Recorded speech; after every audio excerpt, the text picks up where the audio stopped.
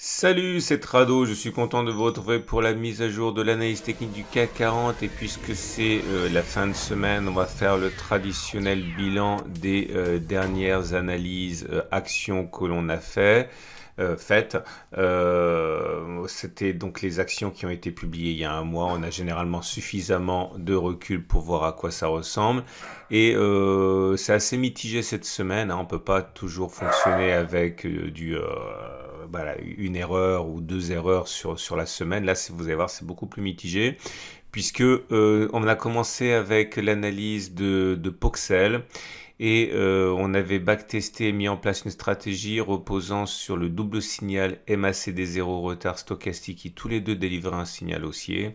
Et dans ce backtest qui fonctionnait dans 55% des cas, il y avait plus de chances finalement de parcourir la distance entre la clôture et le bas de la bougie vers le haut que vers le bas. Et comme vous pouvez le voir, ça n'a pas fonctionné puisqu'on a d'abord touché la distance entre la clôture et le bas de la bougie avant que de faire l'inverse. Bon, vous aurez remarqué qu'on était sur une résistance, ça a joué également. C'est intéressant de voir justement que cet échec correspond à un achat sur résistance.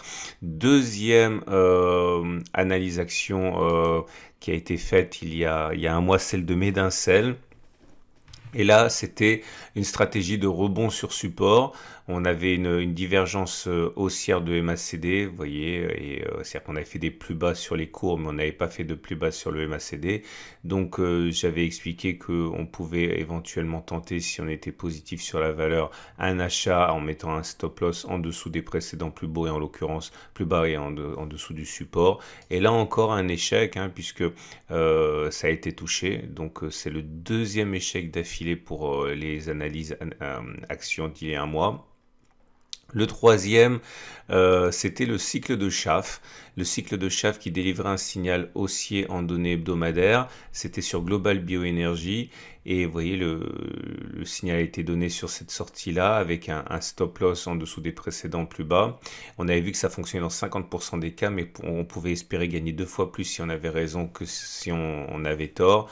Et là, le trade est toujours en cours, puisque le stop loss qui était en dessous des précédents plus bas n'a pas encore été touché. Donc ça, on ne peut pas encore faire le bilan par rapport à ça. La suivante, c'était Eurofins scientifique. Et on avait un signal haussier donné par le CCI et on avait expliqué qu'on avait plus de chances de parcourir la distance entre la clôture de la bougie et les plus bas que de ne pas le faire. Et là, ça a bien marché, puisqu'on est à plus 15, plus 15%, je crois, par rapport au signal. Donc ça a fonctionné pour ça. Et la dernière, c'était une stratégie Vortex sur Solution 30. Et on avait une stratégie qui correspondait à un stop loss à moins 5% et en espérant que ça progresse de plus que 5%. Et c'est pas mal du tout, puisque sur ce dernier trade de Solution 30, on a même pris 70% je crois, avant de sombrer, bon, encore une fois, sur une résistance. Donc ça, c'est pas mal du tout. Donc comme vous pouvez le voir, il y a eu 5 actions. 2 scénarios se sont avérés perdants, 2 se sont révélés gagnants et un est dans une situation où le trade est encore en cours. Voilà, c'est important que vous voyez que l'analyse technique, ça correspond également à des échecs. Et là, c'est vrai qu'on est à autant d'échecs que de succès. Bon, l'avantage, c'est qu'on gagne beaucoup plus quand on a raison que quand on perd quand on a tort. Mais voilà, je ne suis pas là non plus pour vous faire croire que même après 20 ans d'expérience que moi, on n'a que des trades gagnants. Et c'est son intérêt à ce bilan de vous montrer que, encore une fois, c'est pas le cas. Et là, c'est vrai que sur les précédents bilans, ça donnait l'impression que c'était facile. Mais voilà, je suis content de vous montrer que ça ne l'est pas pour personne, en fait, ça l'est. Et on passe à l'analyse technique du CAC 40. Et pour le CAC 40, nous avons une nouvelle séance de baisse assez drastique, mais qui a terminé mieux qu'elle n'a commencé, puisque on a commencé en fait en positif, et on s'est enfoncé de plus de 1,2%, puisque vous voyez, on a ouvert, on était à plus 0,5 au maximum, et on a pu perdre jusqu'à 1,15 avant de finalement terminer à moins 0,5. Alors la fin de la baisse, enfin rien n'a été fortuit hein, sur cette séance. Tout d'abord, la baisse a pris fin sur le support journalier temporairement. On va voir si on va aller plus bas ou pas. Je vous rappelle qu'à titre personnel, hein, j'avais expliqué qu'on avait eu un gap commun ici, qu'il avait été comblé et que lorsque les gaps communs apparaissent, très souvent, on est dans une période de latéralisation. C'est pour ça hein, qu'il fallait se méfier de la hausse à laquelle on a assisté lors du précédent rebond technique. On ne peut pas encore invalider le scénario 1, 2, 3, 4, 5 avec retour sur le point 4, c'est-à-dire la vague de Wolf. Hein, puisque on invalidera ça uniquement si on clôture sur les précédents plus bas, ce qui n'est d'ailleurs pas impossible, mais pour l'instant, ceux qui jouent la vague de Wolf sont peut-être mal en point, mais le trade est toujours valable a priori. On a également les bougies. Alors la bougie du jour, elle est mauvaise, hein, puisque vous le voyez bien, on termine plutôt c'est pas vrai, j'ai dit on termine plutôt dans le tiers baissier, mais on est plutôt dans le tiers neutre, hein, parce que grâce au rebond qu'on a eu, on termine beaucoup mieux qu'on a pu l'être, donc c'est pas bon, hein, c'est pas haussier, mais c'est pas aussi mauvais qu'on pourrait le craindre avec la présence de cette longue mèche basse. La bougie Aiki-Nashi, par contre, elle est bon, elle n'a pas de mèche haute, donc ça veut dire que c'est une bougie qui est baissière, mais là aussi, hein, vous voyez, cette longue mèche basse relativise l'impact baissier d'une bougie sans mèche haute, donc c'est pas bon, mais c'est pas non plus catastrophique. On a également le fait que sur les éléments techniques, attendez, j'ai enlevé trop vite, donc au niveau des éléments techniques, on a des choses qui sont assez désagréables, notamment le fait qu'on repasse en dessous de la M7 qui est baissière, donc on est en tendance immédiate qui est baissière. La moyenne mobile à 20 périodes, elle est toujours baissière et on est en dessous, donc la tendance générale est baissière. La moyenne mobile à 50 jours, attention, elle est recassée à la baisse. Donc la tendance de fond est neutre. Et la moyenne mobile à 200 jours, par contre, heureusement, elle est toujours haussière en dessus. Donc la tendance de long terme est haussière.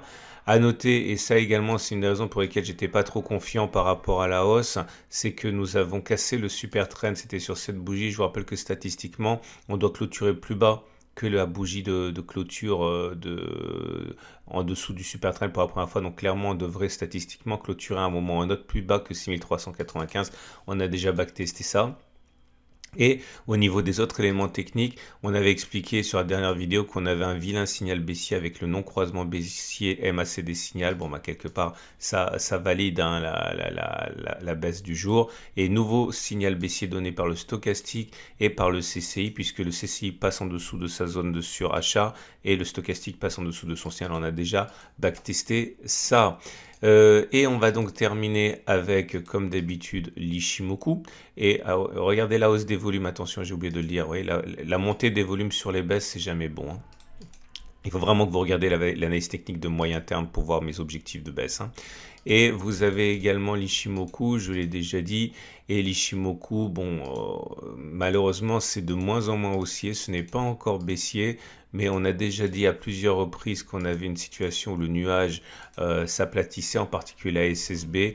Et voilà, le nuage maintenant, il est à plat. Donc, c'est vraiment une tendance de long terme enfin, une tendance de fond qui est de plus en plus neutre, avec une situation où on est sous la Tenkan, sous la Kijun, mais elles ne sont pas vraiment orientées. Donc, on va dire la tendance immédiate, elle est plutôt neutre. La tendance générale aussi et la tendance de fond également. Donc, c'est de plus en plus neutre avec un petit ballottage favorable haussier du fait que le nuage soit toujours haussier. Et il nous reste plus qu'à conclure avec les trades du jour. Alors, si vous voulez acheter, vous avez un bon point, hein, vous avez un bon point, puisque c'était mieux sur le support journalier.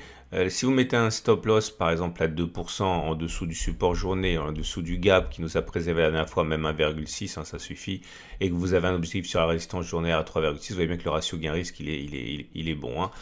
Spéculer à la baisse, c'est un peu compliqué, puisque encore une fois, vous visez, si vous mettez un stop loss au-dessus de la précédente résistance, qui est quand même classique, hein, à 3,8%, vous voyez bien que vous n'avez pas votre ratio gain-risque qui est suffisant, puisque les difficultés vont commencer à apparaître dès moins 0,6% sur le support journalier. Tous les traders haussiers sont intéressés par cette zone-là. Hein. Donc, il n'y a pas véritablement de possibilité de spéculer à la baisse selon les critères classiques, on va dire. On peut spéculer à la baisse, mais c'est sur d'autres unités de temps ou alors avec d'autres outils. Donc c'est plus facile d'envisager la hausse, mais le problème, il est surtout au niveau des données hebdomadaires. Je vous invite vraiment à regarder la vidéo d'analyse technique de moyen terme pour voir où on en est sur les indices et vous allez comprendre pourquoi, même si généralement j'achète les supports, sur ce coup-là, je n'achèterai pas le support au-dessus. Je vais attendre que ça se décante un petit peu. Donc voilà ce qu'on pouvait dire pour le CAC 40 et le bilan action. C'est une excellente journée. Donc à la fin de cette vidéo, l'analyse technique de moyen terme, l'analyse technique de l'or, la préparation de la semaine de trading sur indice, sur crypto, sur euro-dollar, ce sera lundi matin. Et vous trouverez également les matrices de trading. Je vous montre la dernière parce que bon, il faut bien que vous compreniez comment je travaille. Et là, si je vous montre la matrice de trading que j'ai publiée donc le matin de vendredi, voilà où on en est. Donc les repères n'ont pas changé hein, depuis 3 jours. Ça, c'était une zone de résistance, donc les signaux baissiers devaient être recherchés. On était là sur la séance de jeudi soir. Et vous voyez, on a rebondi sur cette zone de support et c'est ça à quoi on assiste actuellement, un rebond sur support. Voilà, à demain pour la mise à jour.